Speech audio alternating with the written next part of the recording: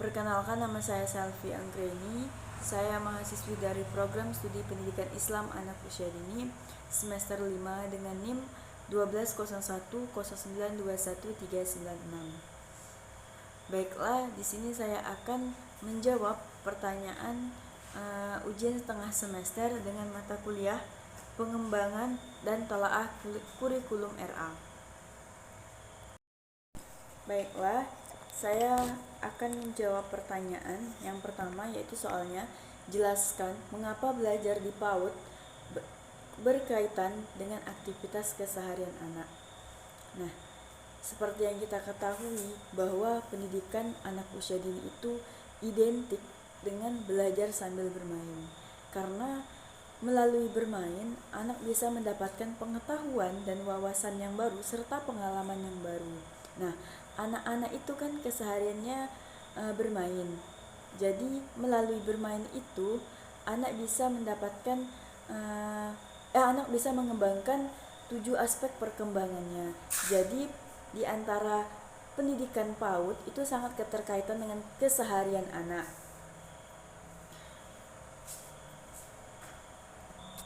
Nah, di sekolah saja anak melakukan pembelajaran itu secara bermain. Karena di sini kan anak usia dini itu memiliki karakteristik yang cepat bosan. Jadi sebagai seorang guru kita perlu memberikan pembelajaran yang menarik, bisa melalui metode bermain ini. Nah, keseharian anak mungkin di rumah mereka sering bermain bersama teman-temannya. Nah, dengan bermain bersama teman-temannya itu juga bisa mengembangkan aspek perkembangan sosial dan emosional anak.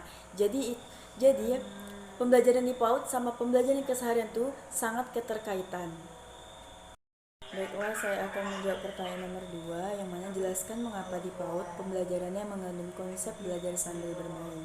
Nah, anak-anak ingin belajar bagaimana segala sesuatu bekerja, dan mereka mempelajarinya dengan bermain. Saat anak bermain, secara tidak langsung mereka juga dilatih untuk memecahkan masalah, menciptakan sesuatu, bereksperimen, berpikir, dan belajar hal-hal yang baru lainnya. Jadi melalui bermain ini anak bisa mendapatkan ilmu pengetahuan yang baru. Jadi bermain pada anak usia dini ini bukan hanya sekedar bermain, tetapi juga meningkatkan segala aspek perkembangan anak dan pertumbuhan anak. Nah, karena anak usia dini ini kan anak yang mudah bosan. Jadi melalui bermain jadi anak bisa menerima pembelajaran dengan mudah karena diimbangi sama bermain. Baiklah, saya akan menjawab pertanyaan nomor 3. Jelaskan mengapa guru PAUD perlu memahami pentingnya perkembangan dan cara belajar pada anak usia dini.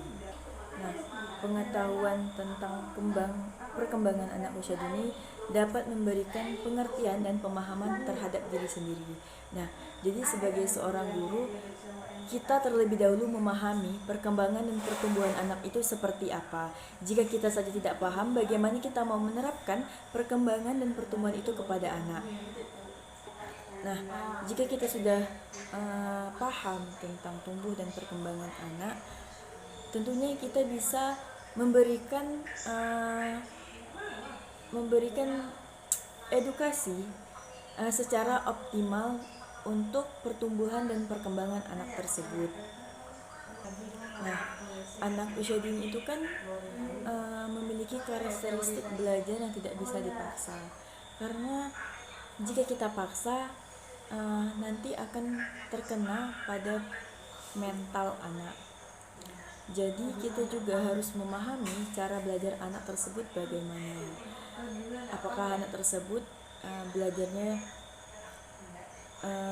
lambat atau cepat, karena kan setiap anak pertumbuhan dan perkembangannya itu berbeda-beda, apalagi cara belajarnya. Jadi kita harus perlu mengetahui terlebih dahulu bagaimana memahami pentingnya perkembangan dan pembelajaran pada anak usia dini. Baiklah, saya akan menjawab pertanyaan yang nomor 4, yang mana soalnya, jelaskan mengapa anak usia dini tidak dipaksakan untuk belajar calistung, membaca, menulis, dan berhitung. Nah, seperti yang kita ketahui bahwa Kementerian uh, Pendidikan itu tidak memperbolehkan anak usia dini mengenal calistung, karena kan pada anak usia dini hanya pengenalan huruf-huruf saja tanpa harus dipaksa untuk membaca atau berhitung, karena pada tahap ini anak itu masih tahap pengenalan untuk pembelajaran. Jadi pada proses membaca dan berhitung ini belum boleh digunakan untuk anak usia dini. Baiklah, saya akan menjawab pertanyaan yang nomor 5, yang mana pertanyaannya jelaskan yang melatar belakangi lahirnya beberapa kurikulum pada anak usia dini. Yang melatar belakangi kurikulum pendidikan Islam anak usia dini yaitu kurangnya pemahaman guru untuk menstimulasi atau menerapkan sebuah metode maupun strategi pada pembelajaran anak usia dini. Nah, kemudian dengan adanya kurikulum ini bisa membantu meletakkan posisi yang pas atau dasar ke arah perkembangan sikap pengetahuan, keterampilan, dan kreativitas yang diperlukan oleh anak untuk dapat menyesuaikan diri dengan lingkungannya dan untuk pertumbuhan serta perkembangan pada tahap berikutnya. Baiklah, saya akan menjawab pertanyaan terakhir, yaitu pertanyaan nomor 6. Jadi di sini kurikulum 2013 pendidikan anak usia dini mencakup mengembangkan pada aspek struktur kurikulum, proses pembelajaran dengan pendekatan saintifik, dan penilaian bersifat autentik. Kemudian kurikulum pendidikan anak usia dini dikembangkan dengan mengacu pada cara mendidik anak sebagai individu yang unik. Yang mana kita ketahui kan anak-anak itu memiliki individu yang sangat unik sekali. Nah, anak usia dini juga memiliki kecepatan perkembangan yang berbeda-beda. Nah, setiap anak itu memiliki pertumbuhan dan perkembangan yang berbeda-beda. Kita tidak bisa menyamakan pertumbuhan perkembangan anak yang satu dengan anak yang lainnya. Dan belum mencapai masa operasional konkret. Sekian dari saya. Jika terdapat jawaban yang kurang tepat atau kurang bisa dipahami, saya mohon maaf. Wallahul muwaffiq ila aqwamit thoriq. Assalamualaikum warahmatullahi wabarakatuh.